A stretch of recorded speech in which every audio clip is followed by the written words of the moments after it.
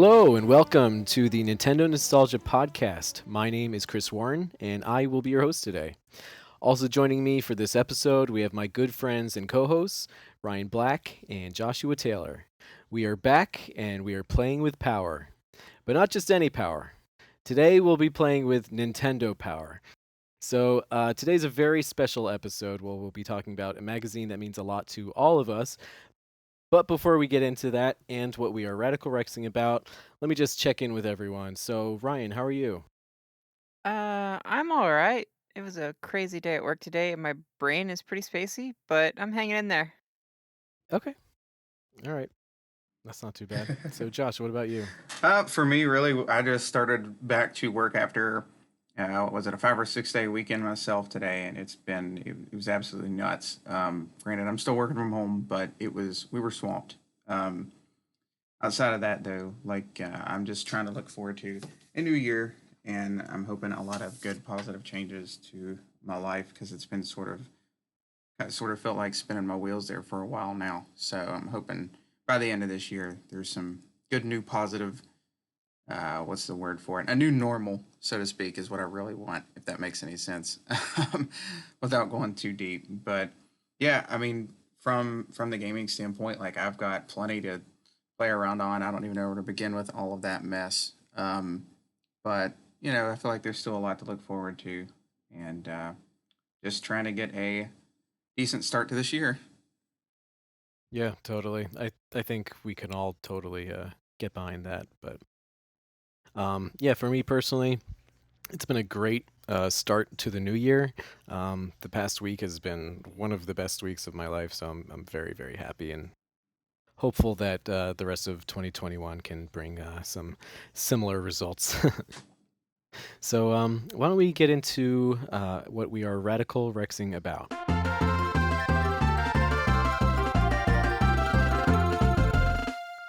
Okay, so Josh, I feel like I never pick you first, so why don't you talk to us about what you are radical rexing about?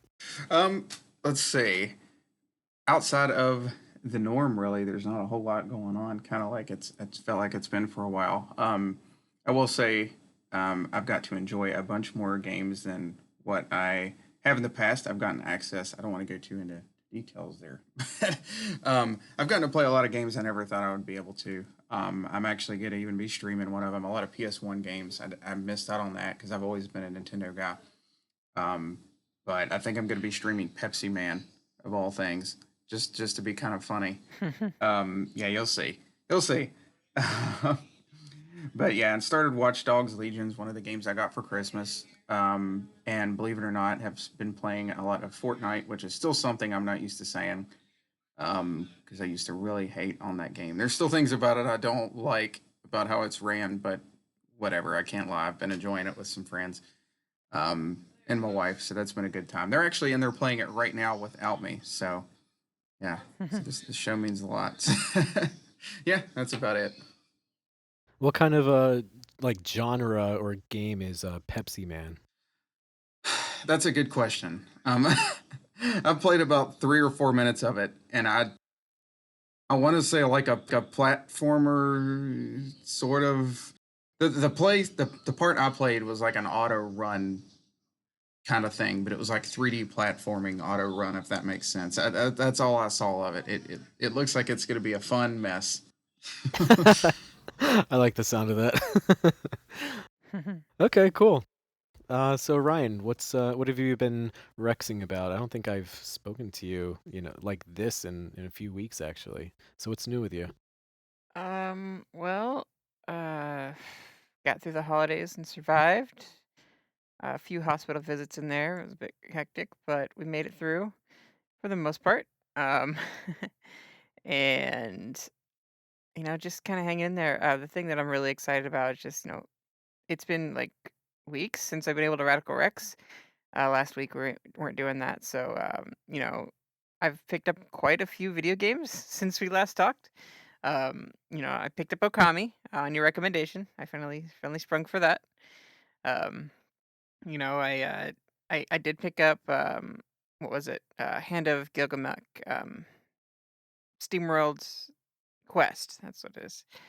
And for Christmas, I got the Borderlands collection, and then I used some GameStop gift cards and stuff to get a hold of a few other games.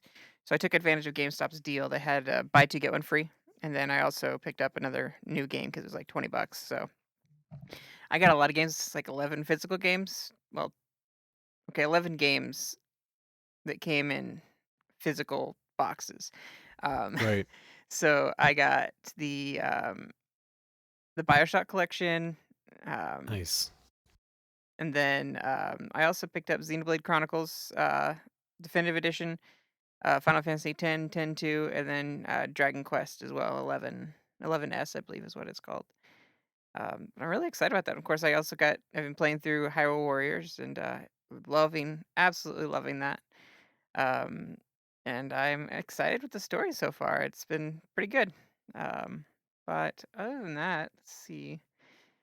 Um, I posted a Nintendo nostalgia chat around Christmas time, but I did get my own Christmas tree with Nintendo ornaments and everything, and that was super awesome. I already had the Triforce LED like Christmas lights, so I wrapped those around the tree, and then I put on all the ornaments and stuff that Draco made for me. It was quite amazing. I really appreciate that. And then since then, I've had a birthday as well. My birthday was on the 3rd, and it was really cool. I did work that day, but it was definitely made up for lunch.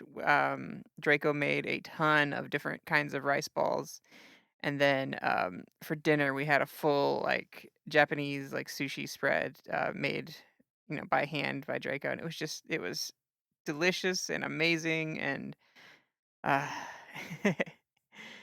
it's That's definitely a awesome. really good birthday. What kind of sushi was it?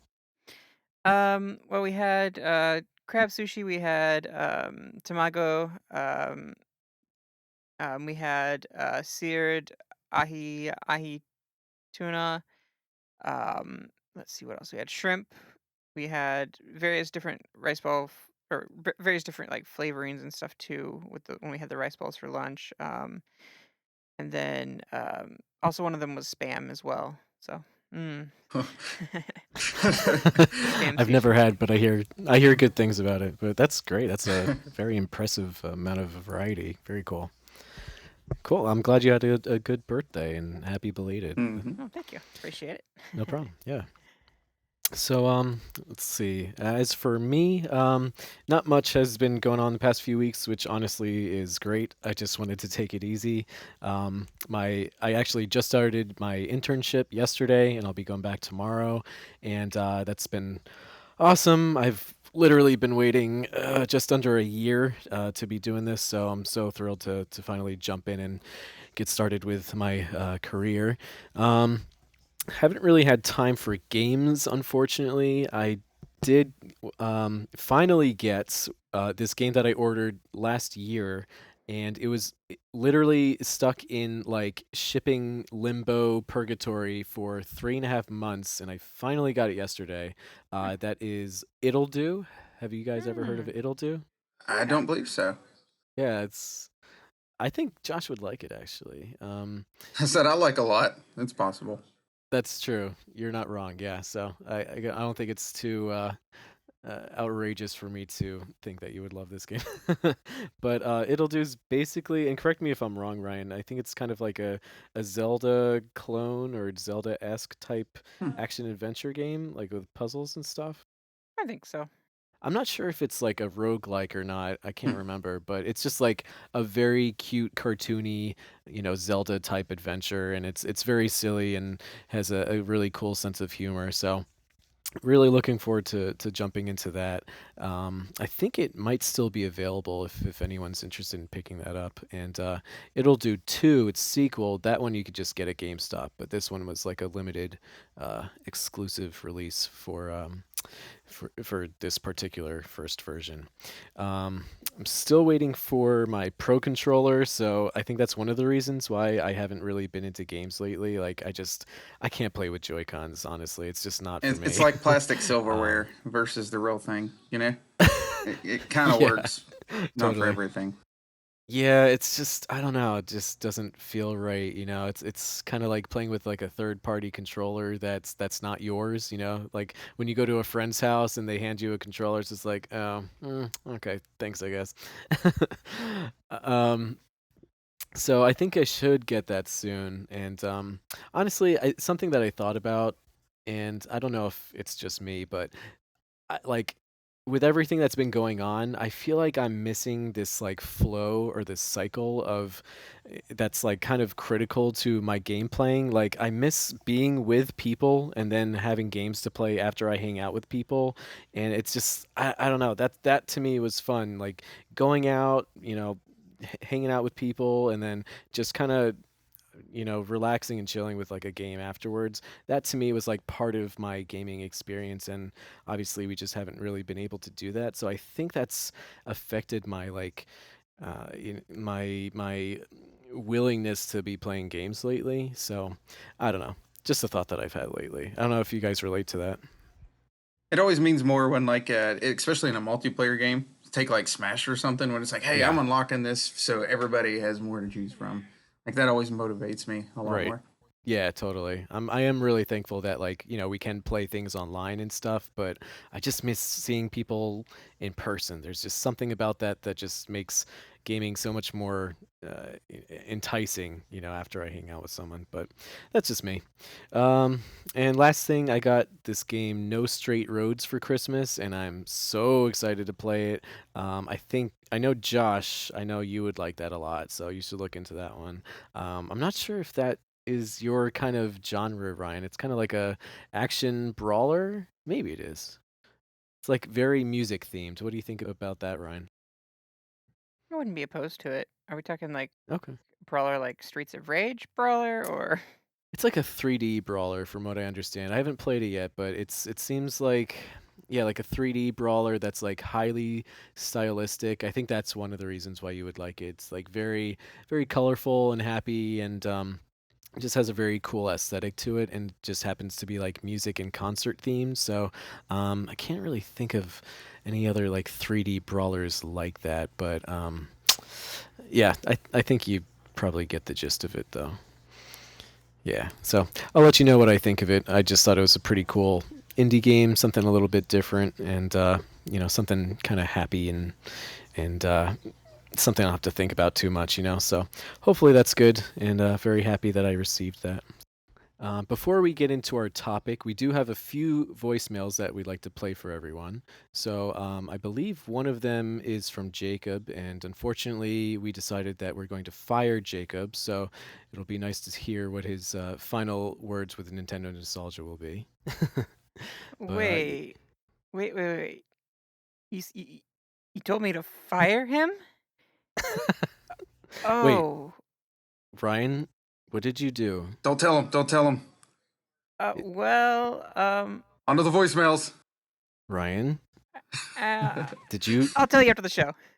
All right, why don't we why don't we listen to the voicemails and then we can chat about that on the side. You know nothing. All right. Our first voicemail comes from the one, the only, the amazing Tom Qualls. Hey everybody, it's your favorite forgotten part-time, super part-time co-host Tom Qualls here with a little bit of nostalgia for you, right? Gotta walk you through a little bit of nostalgia here with Nintendo Power. And boy, oh boy, guys, let me tell you, the memories, right? When you say now you're playing with Power, I'm thinking Nintendo Power when I think about that stuff.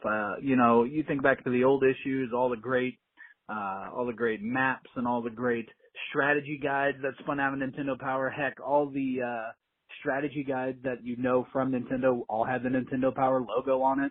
I was finally able to get my subscription back in the year 1997, which was, during peak Nintendo 64 era goodness. And I just remember, it was so good. But issue number 100, that's right. I had a subscription and got issue 100.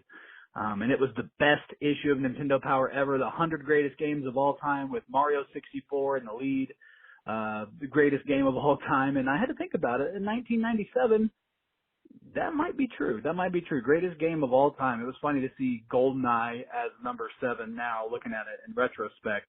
GoldenEye would be nowhere near the top 100, but at the time in 1997, GoldenEye was pretty king. That was definitely a top 10 game, especially in the Nintendo world. Yeah, I just wanted to share that with you guys, how awesome issue number 100 was. They had sweet previews for these awesome new games coming out, like Zelda 64, which would become Ocarina of Time, and there's a game called Banjo-Kazooie, which I hear was pretty good.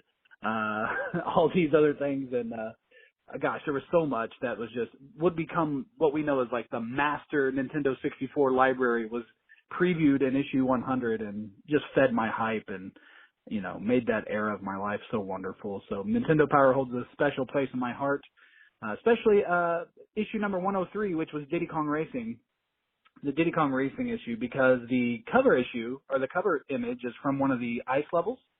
Everfrost Peak is what it looks like, and it reminds me of the time I farted an entire lap of Everfrost Peak. It's true, folks. It's true. I have witnesses. But anyway, that's all I got for you is a whole lap of farts and memories of issue 100. Love you guys. Hopefully be on an episode soon. Bye-bye. That very interesting amount of information. Wait, he farted what? It really caught me off guard. Yeah. What did he fart? Channeled his inner Wario for sure. Did it power the plane? Wait, what did he say he did? He farted the whole, what was it, the last lap? I think? Like, that's impressive. One of the laps, yeah. Oh, like for the duration of the lap? Okay. All right. I'll take that as an interesting victory for him. Tom, it is funny you mentioned that issue in particular, because that's one that sticks out in my head for whatever reason with that cover. And funny enough, right now, I was kind of showing them my background right now is on my cell phone is actually that cover, so to speak, that artwork. Good choice. Awesome. Did you do that because you knew that we were going to do this episode today? No, it was actually completely unintentional anyway. But yeah, it actually got me thinking about that issue. Cool. I mean, the issue that he mentioned, that's one that I always wanted, but I subscribed after that came out. And it seems like Tom was a subscriber during like one of the unique golden eras of Nintendo Power, like the late 90s, and when the N64 was having Beautiful. all these awesome releases, Nintendo Power as a result had all these awesome issues, covering those games. So I'm really happy that he was able to get those. I was more of like a GameCube era subscriber, but yeah, that's great. I do remember that one of the issues had like a top 200 games. One of the issues that I had, I'm not really sure what year that was, but I do remember that Ocarina of Time was the top game. So Mario 64 was eventually dethroned from that original top 100 list. But that is, whenever they do have like a feature like that is like the most exciting thing when you're a kid, like to see, okay, this is the definitive objective list of the best top 100 games ever, for at least Nintendo games. So that was always fun to read. But yeah, what are your thoughts on what Tom said, guys? The cover was definitely a good call there, but yeah, I mean, I could go on while I wait until after the voicemails about a lot of my memories with that. He jumped in definitely at a peak time. I remember that very well. What about you, Ryan?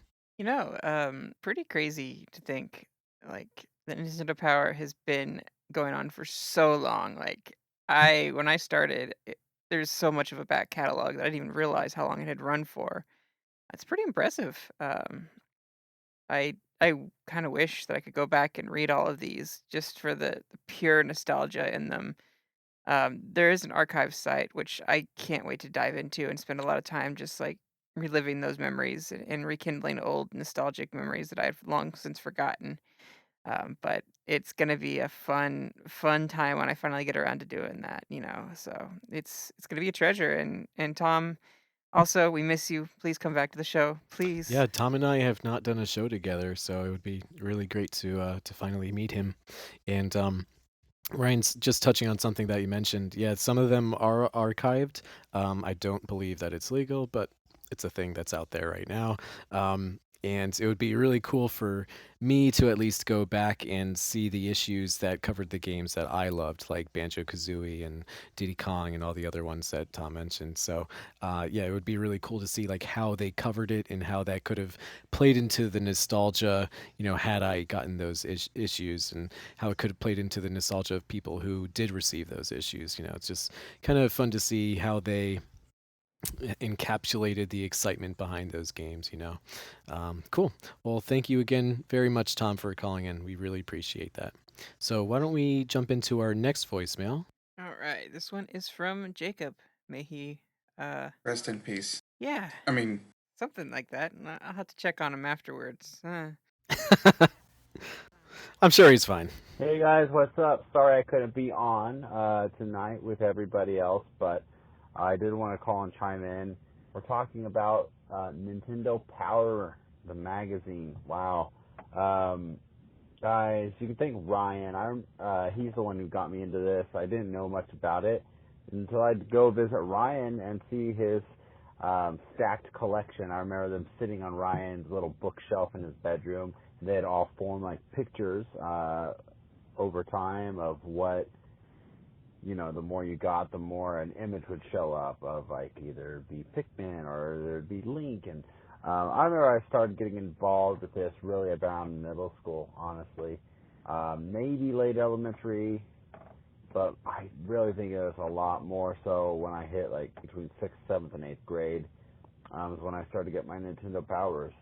I take that back. It was definitely late elementary school, through middle school and early high school. But I miss having an annual monthly magazine to look forward to. I remember coming home from school and I checked the mailbox right away, just hoping my new magazine was in because I wanted to see the latest details and cool images. Or being home in the summer and checking the mail every day because I had nothing to do but play video games, hang out with friends, and wait on my latest magazine. So, I know we have Nintendo Force, which is a magazine you guys should go check out, but it was something very special that they still try to keep alive today, and it is fun. You get them every other month, but it's just, I feel like with today's internet world and fast information world, we've lost something special and a fun charm about receiving a fun magazine like this every month to get insider information that you really can get by someone simply tweeting out something now. So you guys have a good episode. I'll be back on some other time. Bye. Unfortunately, he will not, but it's but it was very nice to hear Jacob's nostalgia. I totally agree that it was just there's really nothing else like getting a magazine like Nintendo Power in the mail. It was something that I looked forward to so much, and yeah, I would be so disappointed when I would go to the mailbox when it was like around the time when it was supposed to arrive and it didn't come, and I'm like, all right, hopefully tomorrow it'll come. And sometimes there would be delays that would drive me insane, but when you finally did get it, it was just you would just dedicate like days and days and days just to reading it and rereading it, and it would just kind of like define what your month is and how it shaped your nostalgia for that time. Yeah, thanks for calling in, Jacob. If you can hear me. wherever you are. Yeah, it was nice knowing you. So, Josh, what do you think about what Jacob had to say? He said something really interesting that I completely forgot about. I was like always a subscriber, but I don't. Unfortunately, I don't have many of the issues I once had.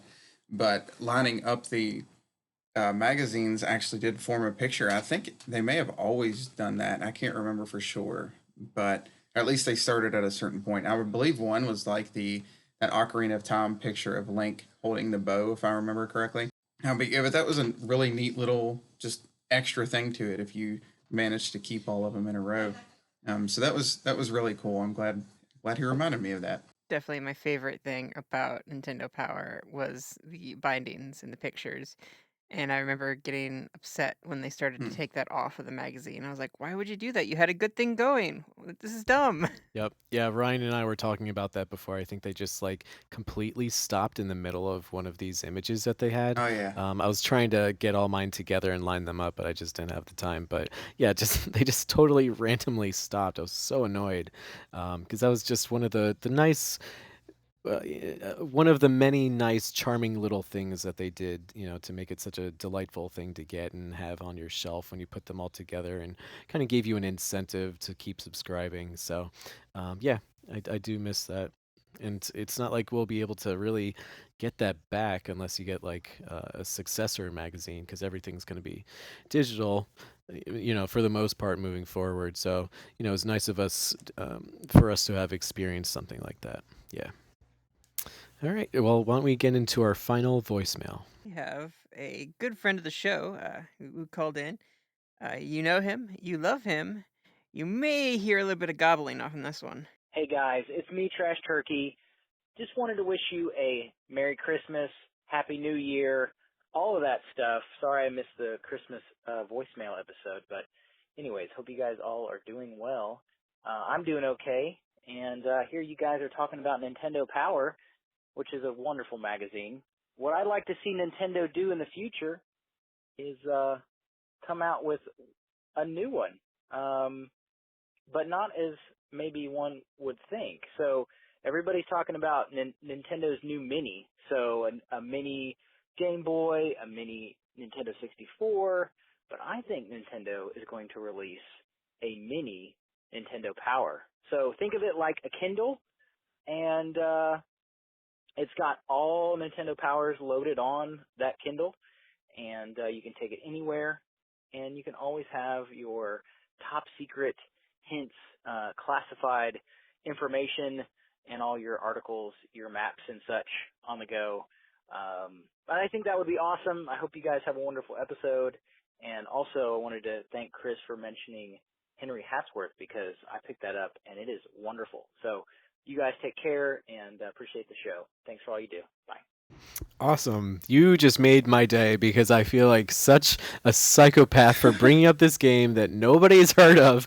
And they're like, and Henry Hatsworth and the Puzzling Adventure? Like, how old are you? But yeah, it's such a great game. And again, I highly recommend it to anyone who likes puzzle platformers. But yeah, thanks for calling in. That was great. What do you guys think?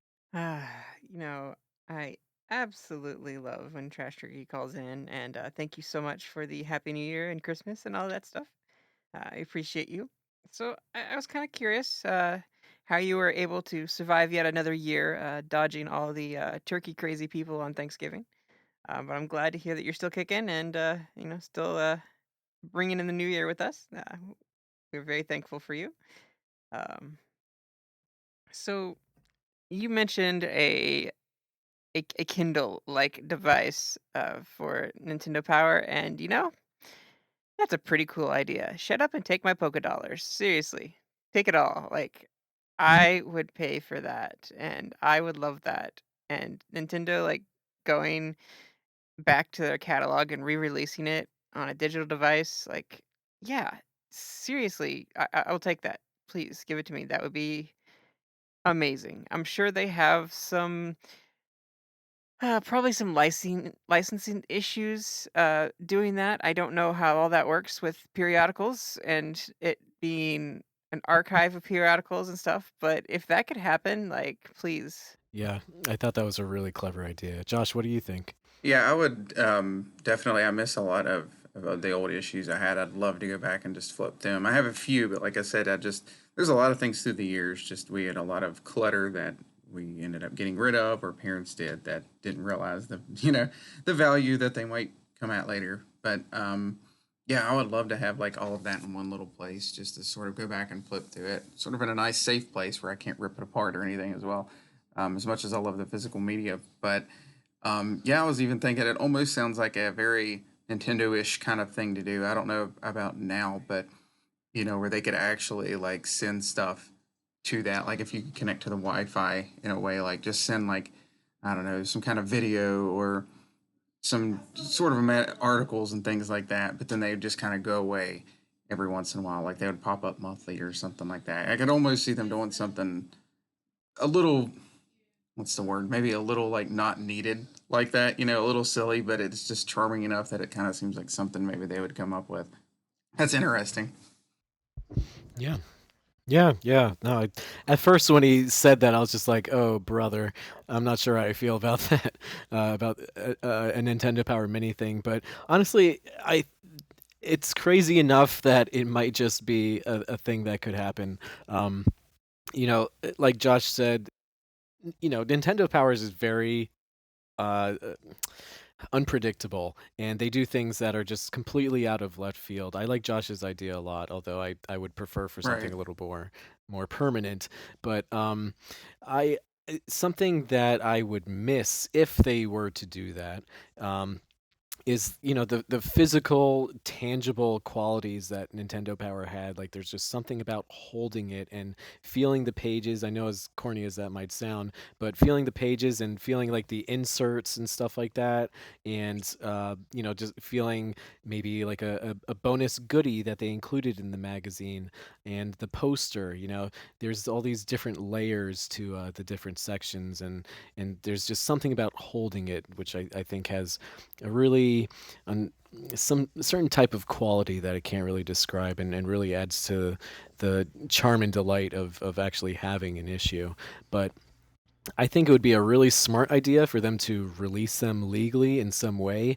From what I understand, anytime that these issues are trying to or are archived and published online in some manner, they keep striking it down, which is understandable. They are within their rights with that. But there's a demand for this type of content, and what do they have to lose? Really, it's old magazines. Let us have the things that we're nostalgic for. So I think it would be really silly for them to just let these issues, go to the wayside and be forgotten. I think it's such a important part of their history. So hopefully they do something, regardless of what form that takes.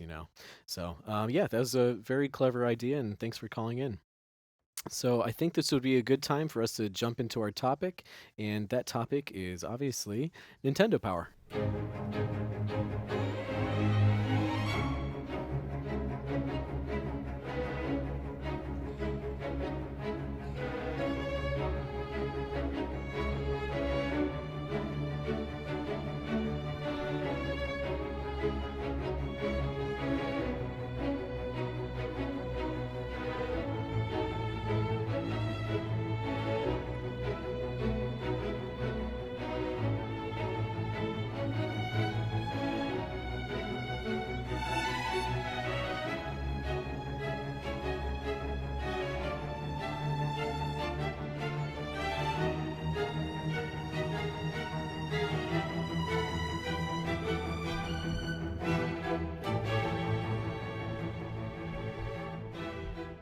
All right, so Nintendo Power. Nintendo Power started, and I didn't know this. It's apparently it was first published around the time I was born, so it was around for quite a while. So it came out in August 1988, which is crazy to me. I thought it was like an exclusively like mid 90s ish magazine, but 1988, that is crazy. It had quite a long run. So before we get started, guys, I was kind of curious, like, how did you learn about Nintendo Power, and when did you start subscribing to it? For me, I was born in '89. I know it sounds like I'm going over my life story, but my dad had been into video games like pretty much since they were a thing. That makes him sound really old, but anyhow, um, I think I think I was a subscriber, sort of technically, like the whole time it was available. Because I think my dad, if I remember him telling me correctly, he started from like the beginning of it, subscribed to it, and I know I had a subscription as far back as I can remember, up until the very end of it, and I got a extra issue or two, even of the last issue, to put like in protective thing. But so yeah, it was definitely through my dad that I found out about it. And I held on to that for as long as I possibly could. I'd still have it if if it was still around. Awesome. Wow, I didn't realize that you had it for that long. So you have the last issue? Yeah, I think I've just got two copies of it. I've got the one with Wow. my address label and all that on it, and then I think the one I bought is the one I have like in the plastic, like I put in a thing to keep it safe. Yeah. Oh, wow. Good for you. That's awesome. I always wanted that one, but unfortunately, I had to stop subscribing around the Wii era. Um, so Ryan, what about you? When did you start subscribing to Nintendo Power, and how'd you find out about it? Um, well, I was into getting gaming magazines at the time. Um, and I was picking up like the PlayStation magazines. It was right about the time uh PS1, PS2 era where they had the demo discs, but I got it. I remember getting the magazine, like one of the PlayStation magazines, and getting the demo disc, and then like a couple issues later, it started they started doing like PS2, and I didn't have a PS2 or anything like that. But I know in one of those runs, we were at the store, like at a Kroger or something, and I had just spent my money, picked up Pokemon Stadium 2, and I was like super hyped for that game. And I saw this cover of Nintendo Power that had Pokemon Stadium 2 on it, and I just absolutely begged my mom, please, please, please, can I have this, mom? Please, I need to get this. This has stuff for the game that I have. I need this. I need this. And she finally caved and got me the magazine. And it was so cool. Like it was so cool. And I remember like reading it for like weeks over and over and over again and just absolutely just completely obsessed with it. Something Nintendo that I could read over and over and over again. I loved it. It was issue 142, March 2001. So I came into Nintendo Power pretty late, but that didn't stop me. And I kept reading it over and over and over again, and my mom kinda picked up on it, and she was like, "Well, you can subscribe to that," and I'm like, "Really?" Because she would never subscribe to any magazine I ever asked her to subscribe to. But this particular one, like, she just knew that it was special to me, and it's like, "You can subscribe to that. I'm willing to pay for you to get this every month," and I was over the moon. I really was. It was just so amazing. Um, the nostalgia that just floods over me thinking about that moment. Like, it's cool to see the three legendary dogs in 3D, and they had the Power Awards 2000 that they were doing. They had preview for new Zelda games, and Yeah. That's great that you remember, your the beginning of you receiving that magazine. That's great because I actually don't remember too much about like when I first got it, but I think my nostalgia for it was basically during like the process and over the course of me getting the magazine. I just don't remember too much about like when I first got it, but I did get the December 1998 issue for my first issue, and that was a very bizarre one to get as my first magazine because that was for some type of wrestling game. So they on the cover it was like some guy with a really intense mask with like a scary face. I'm like, oh, this is not what I had in mind, but okay. I kind of wanted something like, you know, Banjo Kazooie ish or Donkey Kong 64 ish, but okay, maybe in the future I'll get something good, and eventually I did. Um, but yeah, I was a subscriber until about 2006ish. Yeah, it's 2006ish, and yeah, I just remember just like waiting by the mailbox. Like every time the mailman would come, I would just like stalk him and make sure that I make sure that I'd run out and get the magazine as quickly as I could. And I just think that it was such a great compliment to my hobby at the time, and just made me appreciate games that I was already excited for. But I asked you guys, you know, when you think you might have first subscribed because there's something I was thinking about. I'm not really too sure if I have an answer, but you know how we talk about which came first, the chicken or the egg? Well, I was curious if like did do did most people become a subscriber and then fall in love with games, or did they fall in love with games and then they got an insert from a certain game to, get a few issues for free or something like that, some kind of offer for them, and then became a subscriber? So for me, it was the latter, where I probably got some type of N64 game and it came with some type of insert that's like, hey, we have this magazine. So if you're interested, feel free to subscribe and you'll get like a couple issues for free. And for me, that hooked me. And I have no regrets about that at all. So that's how I became a subscriber personally. So they hooked me. It was a brilliant marketing tactic and it worked. Um, so, guys, what were your impressions on the magazine? What makes you nostalgic looking back on it, and what were like your what what comes to mind when you think of Nintendo Power? I'll go ahead and say, as for myself, really, that I feel like the list is almost endless for that, but especially that era we were sort of talking about before, that I think Tom had mentioned it as voicemail, around that N64 era. And that it may just be my age, but I also just kind of think that that time was really special, with the way Nintendo was handling things and the games that came out and that sort of thing.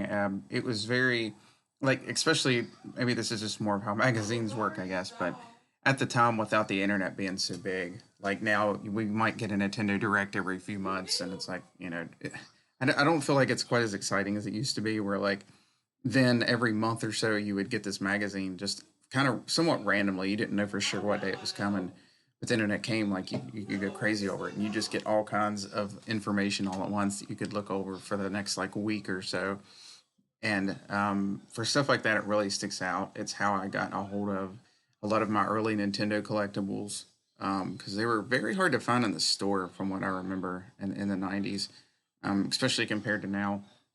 And they came with those catalogs, and that was something I got like a lot of the beanbag looking characters out of that I still have most of, but they're in pretty rough shape because they got thrown around a lot and they've been in storage on and off and just different things like that. But like I said, I could just sort of go on and on with that. It was definitely one of the more special forms of media for me, that I still look back on fondly, and I'm glad I've still got a few pieces of that still at least in storage, if nothing else. Yeah, I completely forgot about that, the catalog thing. That's really interesting. You'll have to show me those if you can find them. That's great. Ryan, what about you? What comes to mind when you think of Nintendo Power? The first thing, and I always loved it when I got Nintendo Power, was the first thing I would check every time is the artists gallery. I loved seeing all the different people like drawing art for like all of their Nintendo favorites. Like in my first issue, it was all about like Harvest Moon stuff, and it was like I still like looking at this page. I'm just like, oh my goodness, I remember this in such vivid detail. Like I just saw it for the first time because I read this so many times. Like it's just all like flooding back to me, and it's really special. Like there's so much nostalgia with Nintendo Power for me, and all the ads. Like I loved just how wacky the ads were and all the different games that they were showing. And that's just periodicals of the time. And nowadays you have like pop-up ads and Facebook ads and all that stuff. But that was how they distribute it, was through the magazines back then. So, Yep. and it was always video game stuff and always great things to look at. Yeah, I totally agree. I think that the ads, and it's kind of embarrassing to admit it, but the ads were like a really big part of the Nintendo Power experience. Like they had to sum up some kind of like funny idea or funny marketing concept on like a page. And they're advertising to kids, so like they would just be really quick to the point and like pretty funny. So when you go back and look at Nintendo Power, you'll notice just how genius some of these ads are and just how funny they were to us as kids. I have to shout out to the Paper Mario 64 ad. That was just like, it was the Paper Mario uh, character, I guess, the artwork of it, but it had like scissors, like where dotted lines around Mario, and it said free demo, Oh and that was yeah. like the whole ad. I thought that was genius. That's a good one. Yeah, I forgot about that.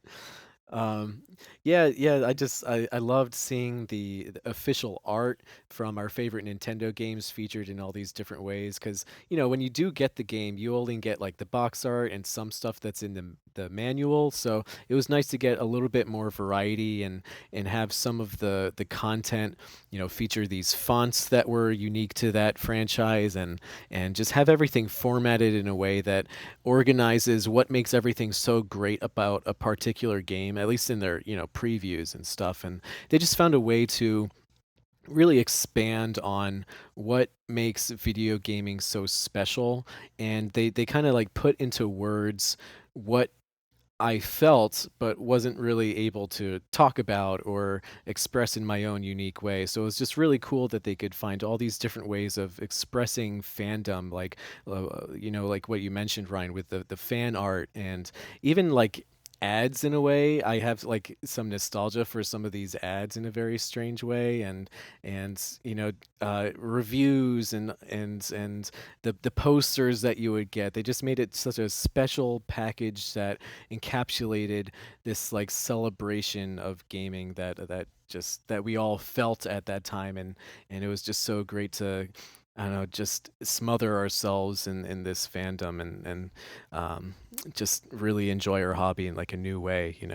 So I wanted to talk a little bit about your nostalgia with the magazine, and I think a good way of doing that would be kind of looking at the different sections that the magazine had. So I think I'll just read a couple of the more popular sections, and then we can go back and kind of talk about which ones we loved. So one of them is something that Ryan mentioned, and that was Player's Pulse, which is where people would mail in, fan mail and certain types of art that they would create about their favorite games. And, it could be kind of like mimicking the official art, or it's just like a fun little twist or like a funny thing that they did. So there's a lot of variety there.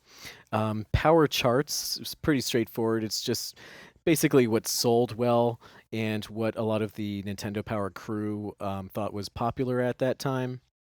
Also, there was Game Watch, where they featured, games that were on the horizon and things that were just announced. So for me, I loved that a lot. Power On, which is basically like silly meme-like things. So they'd have uh, like a screenshot of something, and they'd be like, "Hey, caption this," and then you could mail in a funny caption that you thought that picture would have. Um, Online is basically a page that has a bunch of links where you could go to see about your favorite games.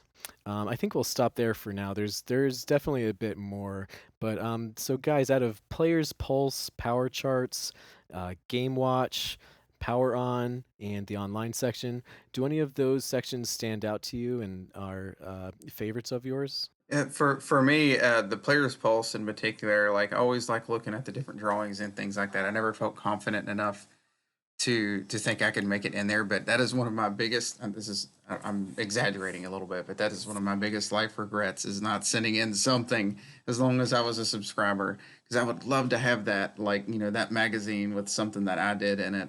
And I'm mad at myself for not ever doing that. But there always was some cool stuff in there, and they had, I don't know if this is considered sort of the same section. I think it is, but letters like people would write in to the staff as well, and maybe asking various questions and things like that, and they would respond to them, and the pictures would be kind of all over the place as well.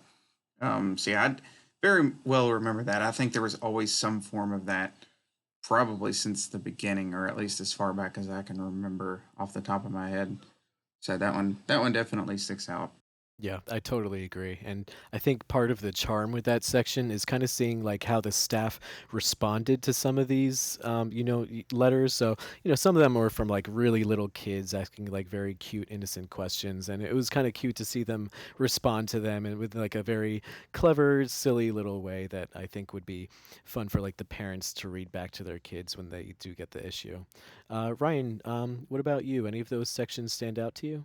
Yeah, I think, the big one, of course, Players Pulse is a big one for me, but I think, like, just looking ahead at what games are coming out with the Game Watch, I did like that a lot, and now looking back on it and see that it was kind of like Game& and Watch, direct play on that, and I thought that was kinda funny, but, Um, Yep. I literally didn't realize that until just now.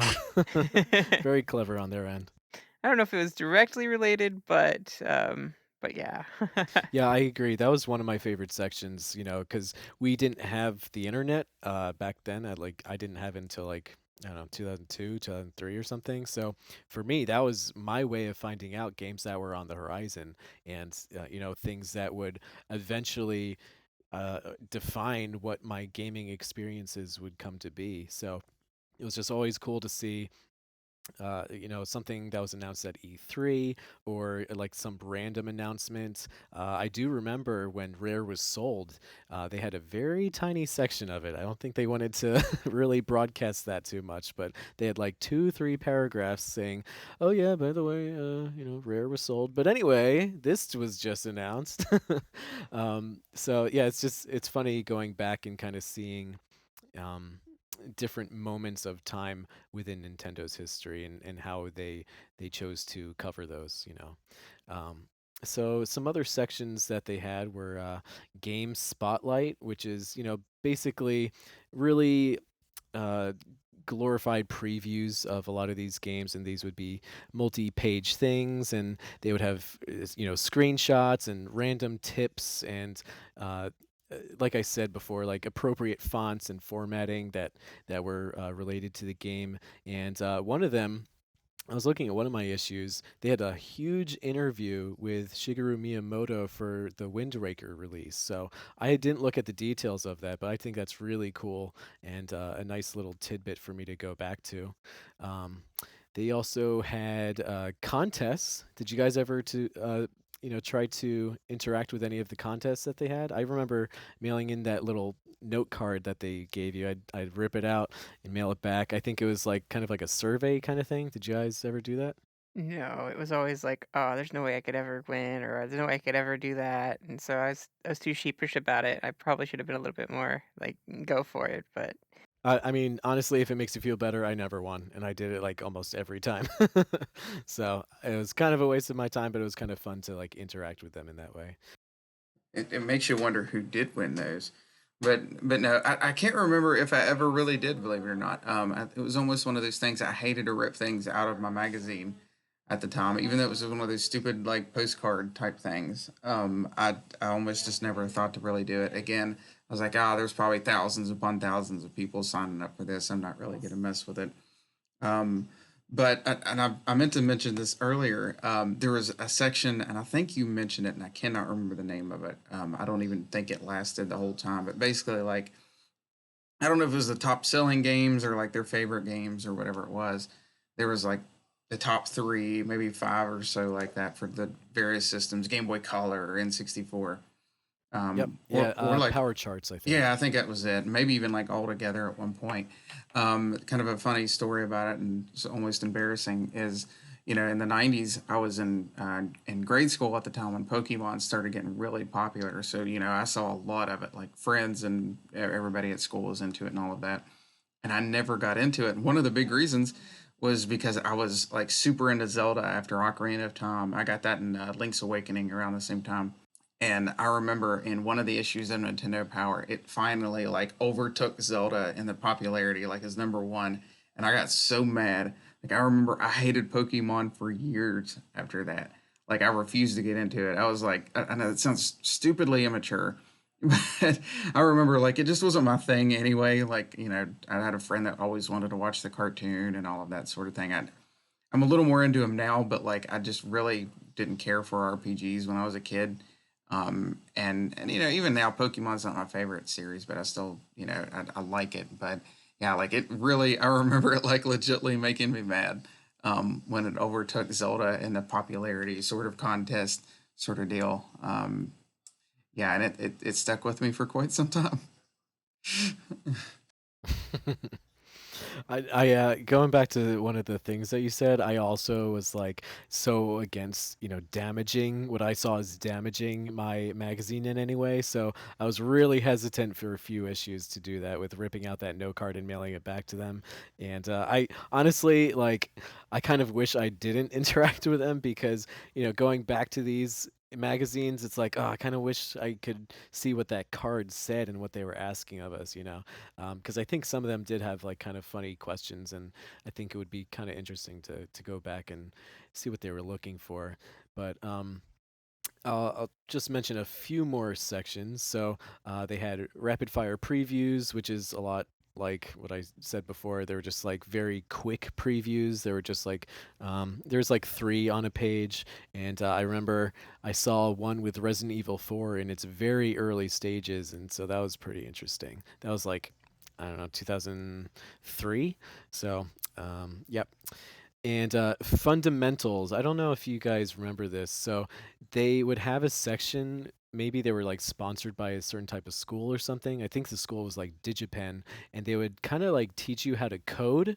So I was kind of curious, did you guys ever see that section? And like, were you ever inspired to start coding or kind of applying for this school? I thought that was a pretty interesting like tie-in to our hobby. Definitely for me. That was my dream in like high school was to become, a video game designer, and I sucked at math, so that never happened. But DigiPen was really hard to get into. Really? Oh, I didn't know that. Okay.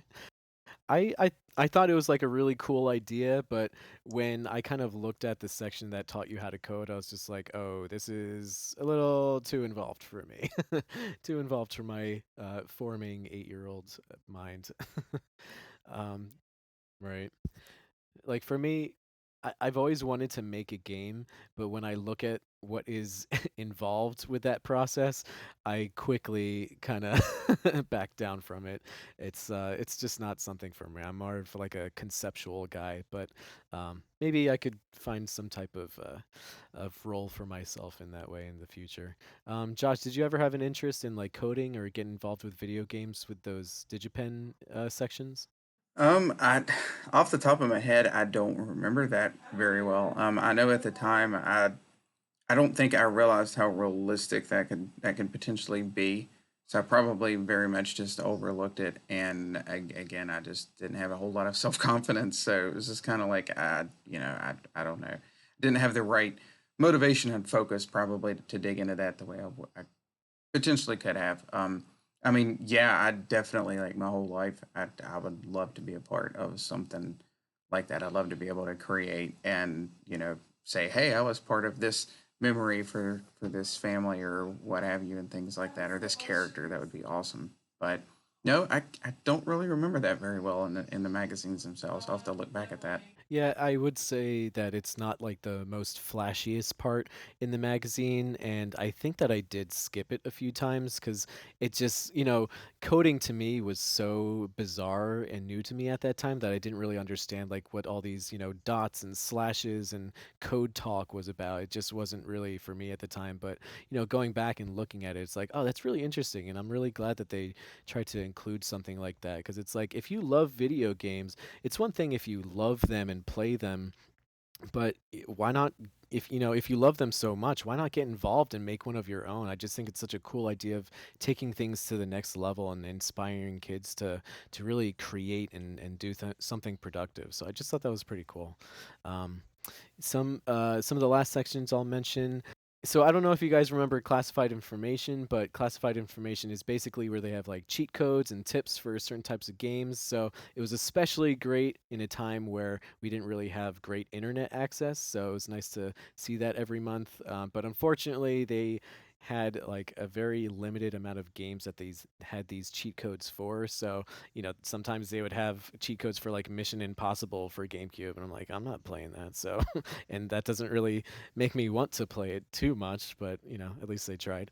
There was also Crossing Guardian, which was a very short-lived section where they would just kind of update you on things that you should be aware of in the Animal Crossing game, the GameCube one. So I thought that was really cool.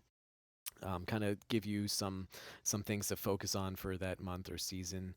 They also had Arena, which I completely forgot about. So Arena is basically where they give you these ideas to challenge yourself in your own games. So it's like if you have Super Smash Brothers, they're like, hey, why don't you give this a try and try to beat 30 30 of those guys in like a minute or something like that. So I just thought that was a really clever idea.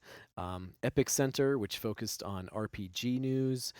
Tidal Wave, which focused on things that were coming out that month. So they kind of gave you like a little bit of some previews of what you can expect and what you can buy in stores at that time. And my favorite section, Now Playing, which is where they had all their reviews, and all of them were reviewed with Mario type stars. So that was one section that I looked forward to the most because it gave me an idea of what I should get and what I should ignore. And it was really surprising sometimes because sometimes it's like you're really expecting this one game to be awesome, and then you see in the reviews that it's just like, it's okay. So that was, interesting. I will say I think they were a little bit biased because this is a official Nintendo magazine, so I was kind of surprised by some of the reviews, particularly Kirby Air Ride. I don't think it should have gotten like 4.5 stars across the board, but that's just me. So, what do you guys think of those sections, especially the Now Playing section?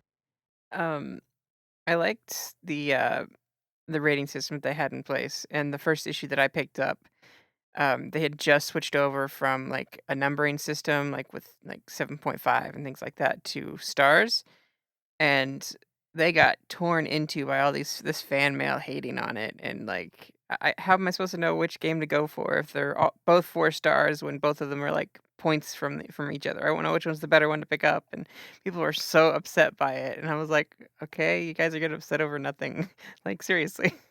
What about you, Josh? With the Now Playing section in particular, I actually got to looking into it because I remember back then putting a lot of what's the word for it? Putting a lot into that, like, taking it really seriously. If this is high up, it must be good, or if this is down here, it must be bad.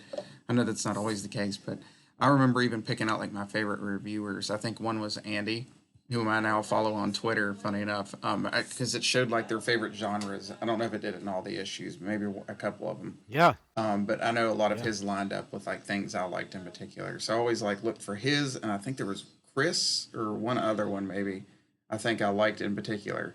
But anyhow, I got to looking into it some before we wanted to record tonight because I know a lot of people, do say it's biased, and it may have been in some ways. I don't remember it that way, but I was also mostly a child throughout the run.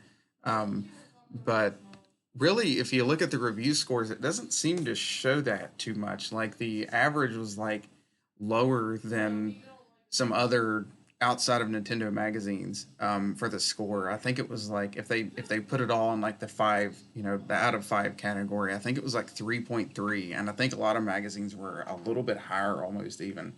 So it wasn't always like quite as biased as you would think it would be, at least from what I could see. I think one of their like highest rated games, and this is going to sound a little goofy from what I was reading anyway for a while, was the Three Stooges on the NES was like rated above some Mario games and things like that, which is kind of silly, um, but yeah, like I was kind of surprised to see that. I was kind of happy to see that too. I'm like, maybe they weren't as biased as everybody say they were. I hope, but yeah, I know I know I used to always read that section though. That was definitely one I checked out. I just the only reason why I think they might have been biased, and like I mentioned before, I think it was just the case with like Kirby Air Ride because a lot of the games where they like when they gave a certain game a high review, I'd usually go out and get it because not all of the games got super high reviews, but that was one of them. And when I got it, I was just like, no, there's no way that this game deserves 4.5 stars. City Trial in that game is really good, but yeah, it's not a 4.5 star game. Yeah, like not overall. Right. Yeah. Maybe that certain section is, but overall, I don't know. I don't know. But anyway, that's just like one of the things that I remember. But I think that they did a great job with that section in particular because they also showed you, like, at least when the GameCube came around, how many memory card blocks each game took up. I thought that was really clever because sometimes you would want a game, but it's just like, hey, this takes up 59 blocks, so if you want this game, make sure you have enough memory for it, or at least to go out and get another memory card for it. So I thought that was really clever.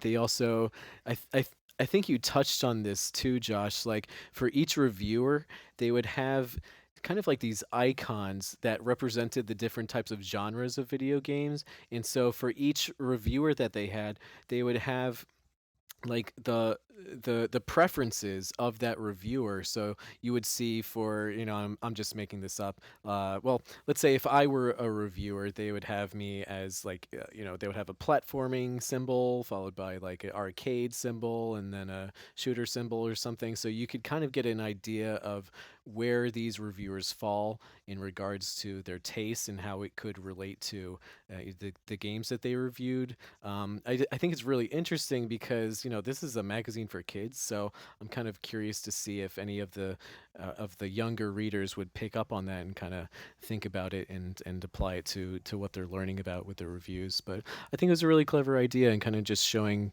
where their preferences lie and stuff. So that was pretty cool. Um, Throughout Nintendo Power's lifetime, however, they did go through some phases, and they did experience a little bit of difficulty as we moved into a more digital age. So I do remember, and this is one of the things that we mentioned before, like during this process they did have to phase out these like wider binded issues, which came at the consequence of some of the images that would be on the spine. So that was unfortunate. Did you guys have any thoughts on these like different phases that the magazine went through, like when they kind of transitioned between like generations and stuff, or did you not really care too much? It's kind of cool to see the it's kind of sort of what you're saying here, but like seeing the improvements they made, but also the things they had to scale back. Like I think the page quality definitely got better. The production quality got better, even if they did have to cut down in parts. But like you can also, it's really cool to see the artwork and the CGI and everything get better and better as it got older and older. And it's like, man, some of those things you look back and you're like, wow, that was really really cringy for the time. Like that was like top of the top of the line, state of the art. But it's really cool to see like things improving, even if they did have to kind of change things around. I think all the different covers that they had, and they got creative in different ways, and it was always charming. Yeah, totally. It was really interesting to kind of see how they would evolve with the times and stuff. Like eventually they wouldn't even have like an online section because you could just easily Google things, I guess. So it was kind of cool to see that transition. Josh, what about you? Did you notice any changes throughout the Nintendo Power's lifetime, and or how did they affect you really, if you did notice any? Somewhat. I remember, like, I don't know if this sort of correlated with some other bigger changes looking back, but I know they changed their logo at one point, and it just this is maybe a little petty, but it did feel like it sort of just kept changing over time with that around that era where it just didn't have quite as much in it. And again, that was also when the internet was becoming a little more commonplace for me to even go. So it just didn't. It was still very special, but it just wasn't quite the level that it used to be. And I don't Yep, even totally agree. I don't even know if it was their fault, really. I think it was just sort of the way things were evolving, and it was hurting them and things like that. Yeah. So I definitely noticed some changes, like Ryan said. Some things sort of improved with quality, but some things sort of didn't. And I don't know if some of the stylized like covers and things became a little more simplistic in some ways, which I think in some ways made it look cleaner. But then looking back, I'm like, darn, I actually really liked sort of the hot mess that some of the early '90s ones were.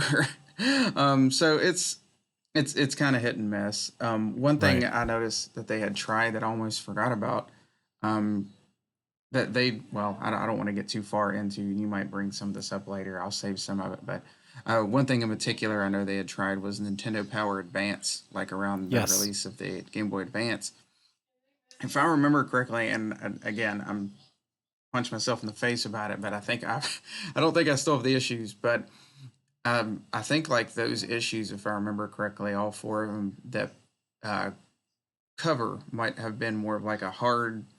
I don't know how to explain Yeah, it, like like a a harder texture. cardboard kind of.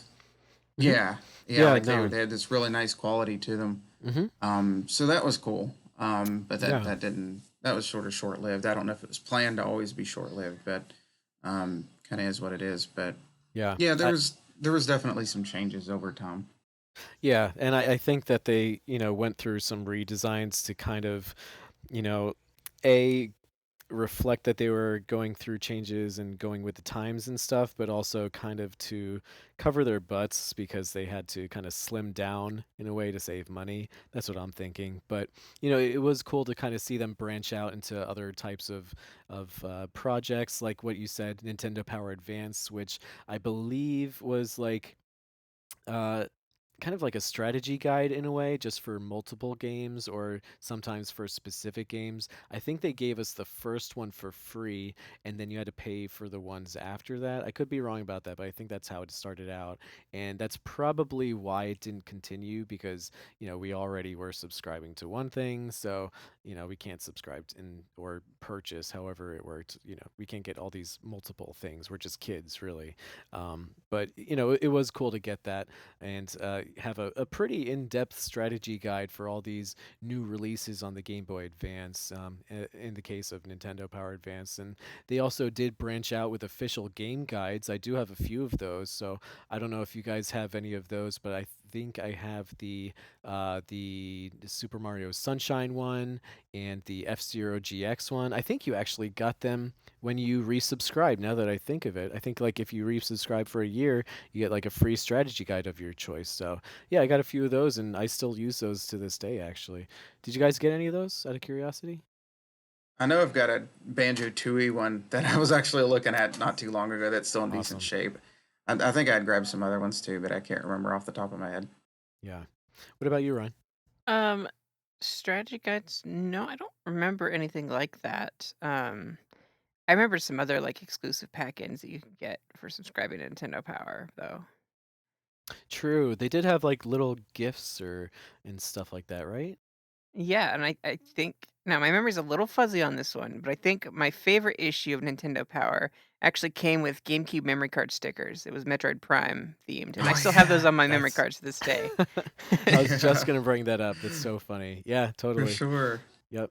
Um, well, why don't we talk about the legacy of Nintendo Power, and then we can bring up some other things that we might have forgot. But, unfortunately, Nintendo Power did come to an end, and this was, I believe, December 2012. So this was very shortly after the Wii U was released. So it would have been really interesting to see like how they would have covered that era. But at the same time, it was kind of smart of them to do that because the Wii U didn't really have too much. So that would have been a pretty thin magazine, in my opinion. But guys, when did you stop subscribing? I think I know the answer. I think I know what you're gonna say, Josh. But Ryan, what about you? When did you stop subscribing? I don't really remember what my last issue was. I know I was really sad about having to stop it. I think money just got tight for my parents or something like that, and it just, I was starting to grow out of it as well. Like, and I got rid of my Nintendo Power after a while. I had them sitting around for years after, but then after a while, I'm like, you know what? I'm never gonna do anything with these. Like, I'd love to keep them, but they're really old, and my mom did something with them. If she kept them, like that would be awesome, but I seriously doubt it. I mean, my parents are notorious for being a bit of collectors, if you will, just to put it nicely. So maybe, just maybe, like some of that stuff survived, but I doubt it. Okay.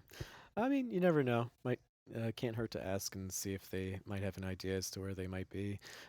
For me personally, I believe I subscribed right around to like the mid DS slash Wii era. So I just remember my mom being like, "Hey, if you want to keep getting this, you're gonna have to pay for it." And as like a pretty young kid at that time, I was just like, you know what? I have IGN now. I have GameStop and all these other free things, and they have a good amount of quality to them. So, unfortunately, I just made that choice, and I kind of do regret it. At the same time, I kind of just wanted to move on and try other things, and try other hobbies. But Josh, you subscribed to the very end, right? Yeah, I sunk with a ship. Yeah. Yep. That's awesome. Good for you. That's great. You should be proud of that. And you got that that final issue as kind of like as a trophy and certificate of your dedication. So that's really cool that you have that. I'm really jealous. I always wanted that. But if we're talking about the legacy that is Nintendo Power, Nintendo Power does live on.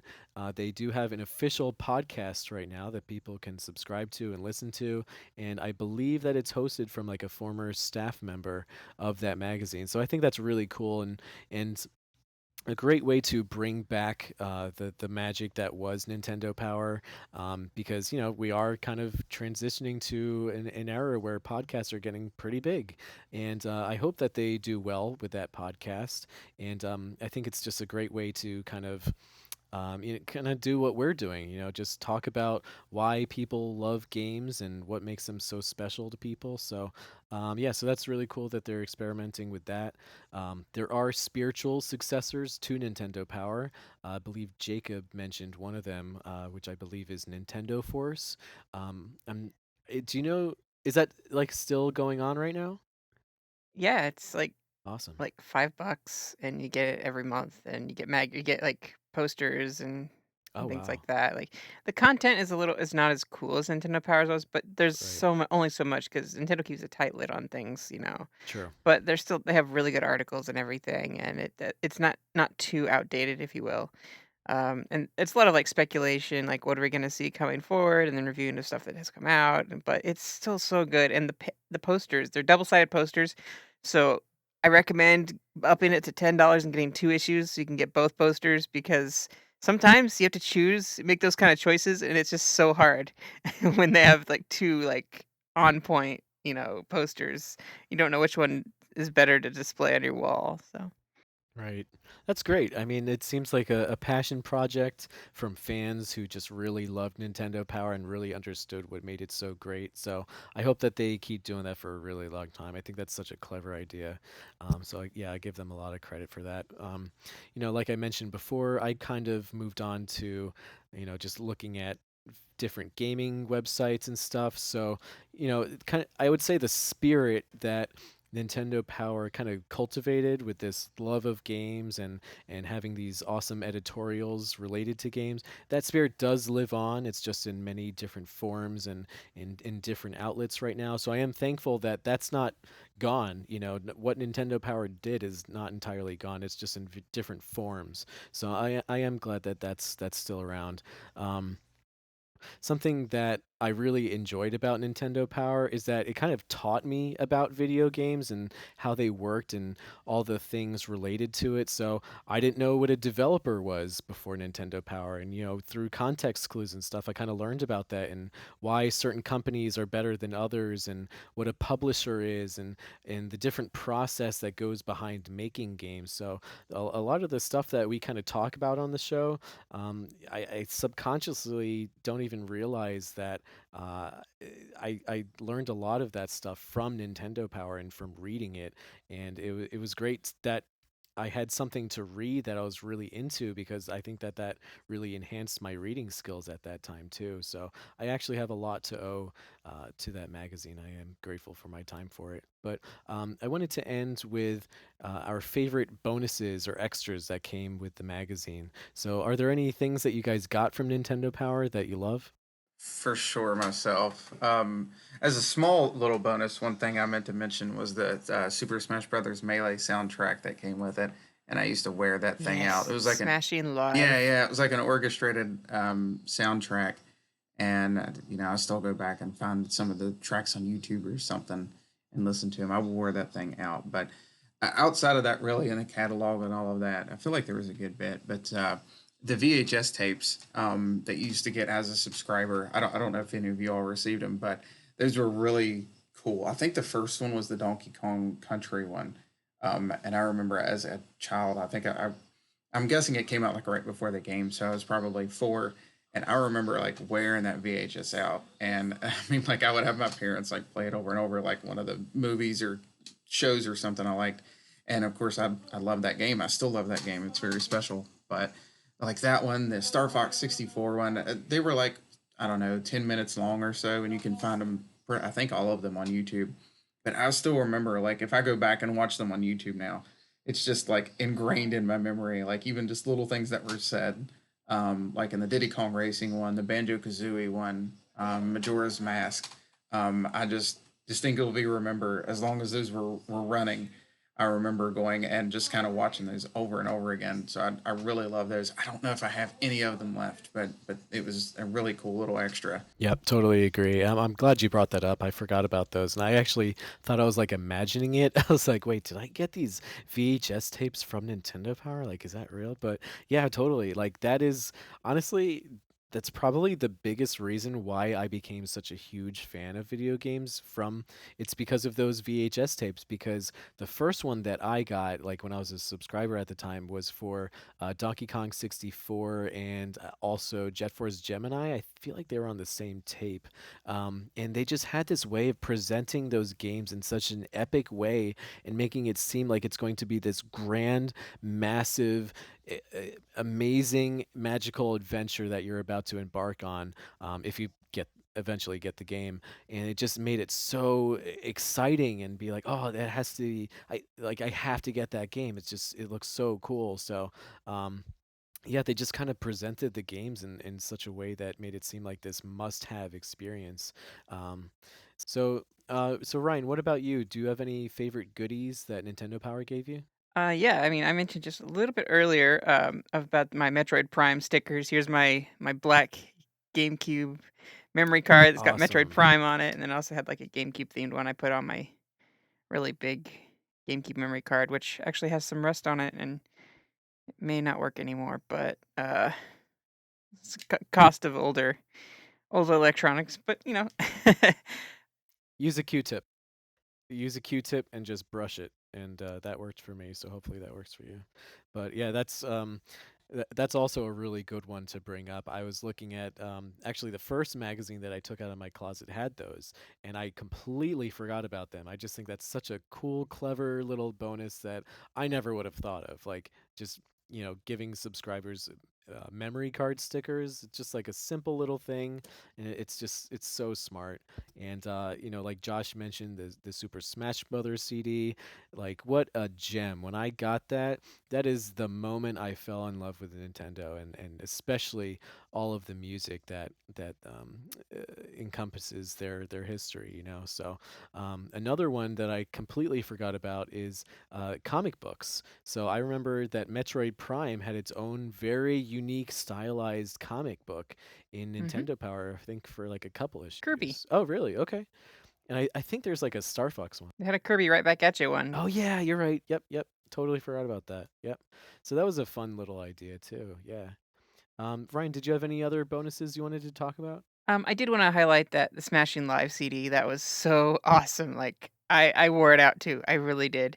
I still have the digital files hanging out in my iTunes. So and I would just, like burn that CD like for all of my friends and give it to them because it was something like I didn't feel any guilt in doing that because it was given to me for free and like I wanted to preserve this and have all my friends experience that. I gave it to, like, the band teacher at my school, like, so they could listen to it and maybe use the music there, and I was just like, "This is so amazing," like, Jacob, I think I gave him 2 or 3 burn discs because he went through them.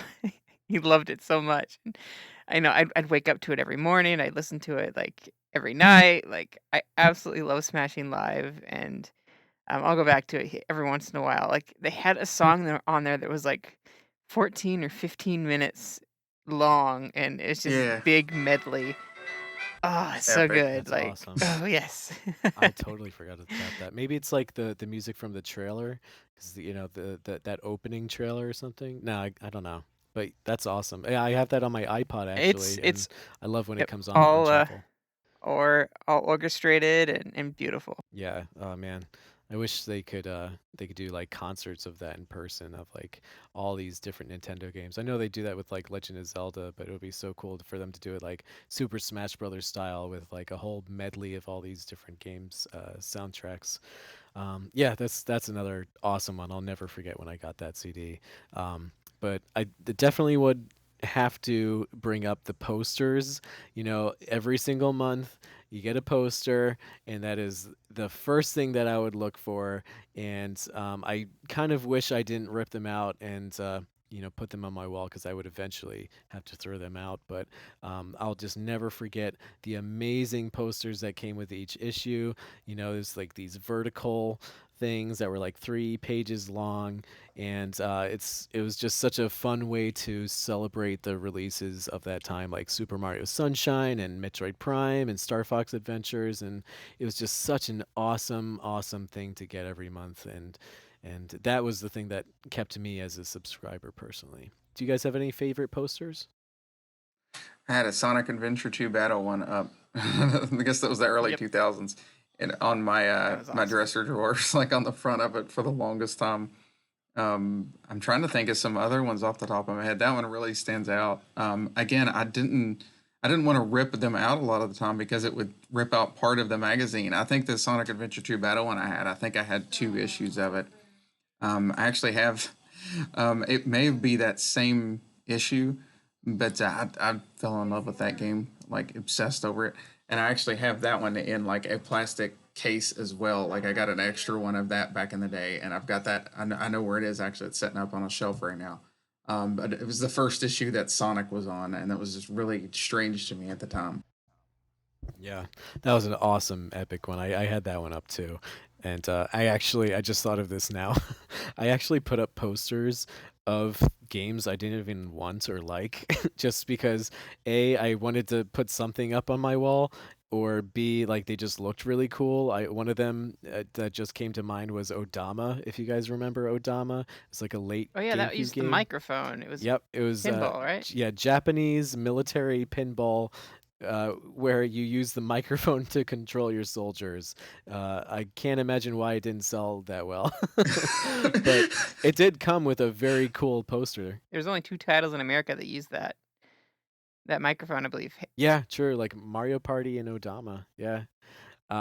Yeah, so I mean, it had an amazing poster though. Maybe it was a terrible game. I don't know. I'll never know because I don't have any interest in that. But it was like a sunset with like these Japanese soldiers, walking across a field. I was like, yeah, I want that on my wall. But I will never play that game. But yeah. But I do really love the posters. Any other posters that you wanted to bring up, Ryan? None come to mind. I'm pretty sure I kept most of them in the magazines, but I'm sure that I hung up posters too. Um, if not from Nintendo Power, from maybe some other magazines, but I'm pretty sure, like, that's why I like that with Nintendo Force, like, they're not attached in the magazine. They're separate, packed in the plastic. So it's a lot. I'm not tearing something out of the magazine and defacing the magazine at all. I don't feel so bad about it, and so. Right. That's really insightful of them to have you not need to destroy, so to speak, your magazine for the posters. That's really clever of them. It's also probably cheaper in production to do it that way True. Yeah, that's a good these point days. too. It just sucked because like you had to make the decision to rip out the poster and lose that part of the preview of the game, because on one side it was the poster, but on the other side it was either another poster, so you had to decide between the two, or as a preview of that game or something else. So it's like, how much do you want this poster? But anyway, yep, that is all I wanted to say really about Nintendo Power. I just think that the magazine was such an awesome way to celebrate our love of video games and Nintendo Power, or I'm sorry, of Nintendo. And it had it really encapsulated the great moments that Nintendo had in its history, and the very bizarre moments. So it's just very fun to go back and look at. And if you are able to get them physically, I highly recommend it. There's just something really magical about that kind of an experience. So, do you guys have any lasting thoughts about this magazine? Like nostalgia in like paper form. It's crazy to look at this stuff and just get waves and thoughts of this. Like, this is like, if I wanted to like have Nintendo nostalgia go forever, like I would just read a magazine and then just floods of memories would come back and I could talk for hours and hours and hours about this. In fact, it's so thick with nostalgia for me. Awesome. Yeah. What about you, Josh? Yeah, it's definitely something. Just sitting here looking back at it, uh, with video games themselves, with the games themselves, I feel like I can revisit them pretty easily. Like games like Super Mario World or Donkey Kong Country, that meant just a boatload to me. Growing up, I feel like they're very easily accessible and for by different means nowadays. Where I feel like something like Nintendo Power, those magazines aren't so much, especially if you didn't keep them for whatever reason, if a parent got rid of them or whatever, and you don't realize how much something like that really means to you looking back. Until you really sit down and look at it again, or us sitting here chatting about it. But it really meant a lot to me. Like I said, it was something I always looked forward to for years and years, like every month, and it again sort of grew that love I had, I've always had for gaming or for Nintendo in general. Yeah, I think it's something that was really interesting about it is that it took this activity, which is by its very nature kind of simple and kind of geeky and dorky in a way, and it turned it into or it kind of allowed us to have this kind of subculture and like lifestyle factor to it. So it's kind of like football, where football is a very simple activity, but so many of the fans of football just are so passionate about it, and there's all these different outlets for them to express their love for it. So I appreciated that Nintendo Power kind of, I don't know, was that to me, where it was this unique outlet for me as a fan of this very simple activity, and it just found all these different ways for us to express our love for it, either through music or drawings or just kind of talking about our memories from past games. I just thought it was a really cool way to celebrate our love for this hobby. So thank you guys very much for joining me for this very special episode. Thank you, Ryan and Josh, for joining me, and for our fans who are listening. So Josh, can you tell our fans where they can find us on social media? Sure. They can find us on Twitter at Nintendo_NOS. They can find us on Facebook at Nintendo Nostalgia. Also, the Nintendo Nostalgia group on Facebook is a pretty popular place to be. We're also on Instagram. We've got some stuff going on Discord. So we're a little bit all over the place. Cool. Well, thank you guys again, and thank you to our fans for listening. If you enjoyed our episode today, we would really appreciate it if you could leave us a review on whatever podcast service you are using. But yeah, we'll talk to you guys next time, where we have another great episode planned for you. And until then, have a great week. I'll talk to you next time. Bye bye. Later, Preston. Bye, everyone.